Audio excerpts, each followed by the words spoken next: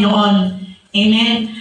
Sa bawat pananalangin ko po talagang ang iniiyak ko ay ang mga kaluluwa. Unang-una ang ating pamilya. Amen. Sapagkat unang-una dito talagang ang kaaway. Unang kanyang gawa sa atin ay ang pamilya. Amen. Pero sabi nga ni Pastor, huwag tayong magsawang ipanalangin ang ating mga anak, ang ating magulang, ang ating mga kapatid na hindi pa talagang tumatanggap sa Panginoon. Tayo po, kapag tuwing nananalangin, pag ako nagigising talagang nililehans ko yung aking anak, yung aking pamilya. Alam ko, sabi ng Panginoon sa Isaiah 60 verse 22, when the time is right, I the Lord will make it happen. Amen? Na siya mismo ang lipo sa puso. Kasi tayong mga magulang, hindi natin kayang baguhin ang ating mga anak. Pero kung ating iluluhod, iiyak sa Panginoon, at talagang sila yung una-una natin maaakay. Amen?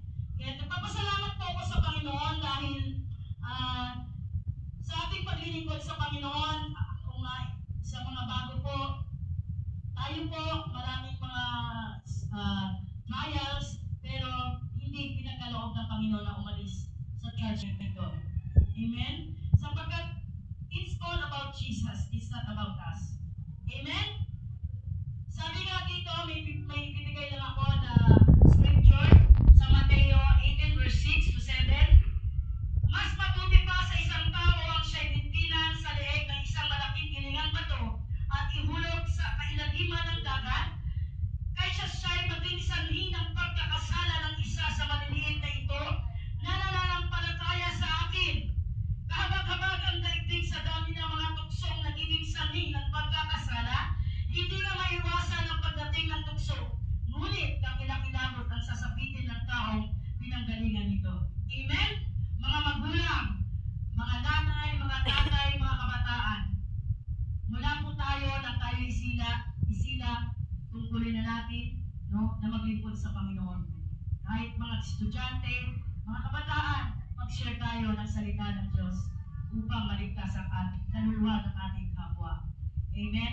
At nagpapasalamat po ako sa Panginoon dahil binigyan niya tayo ng opportunity, no, na yung ating buhay ay nakita niya sa 700 Club Asia. Siya po ay taga-Canada, no? Siya po ay nagtatrabaho sa ospital at dati daw siyang Christian.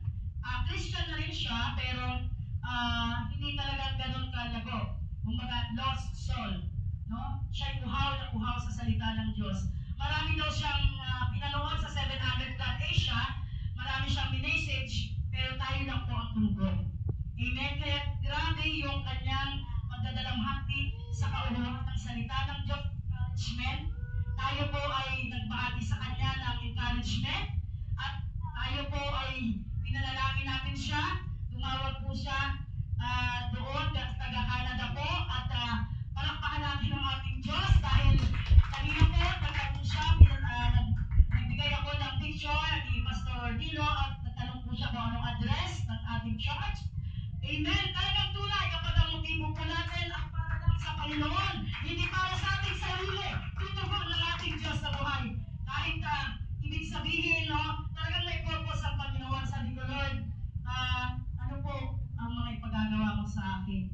Amen. At ito po ang pinagagawa ng ating Panginoon. I pray and I believe, Pastor, na muli ibalik natin ang children's ministry dahil po siya ay nagtanong about children's ministry. Gusto niyang mag-sponsor. Amen? Palapakan natin ang ating Panginoon, di ba? Napakabuti ng Diyos. Amen? At pwede po ba ako maganda? Amen? Praise God. Heart